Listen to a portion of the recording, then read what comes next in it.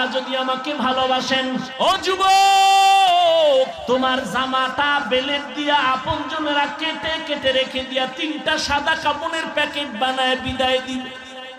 এমন একটা জায়গায় কবরে রাখবে, কেউ দিনের বেলাও সেখানে যায় না, ভয়।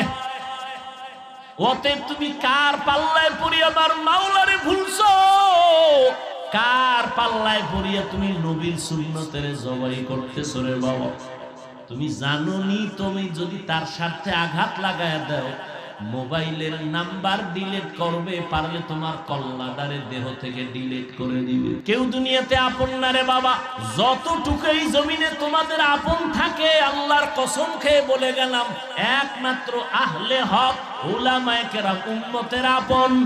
এছাড়া আর কেউ বিনা স্বার্থে তোমার সহযোগিতা করে।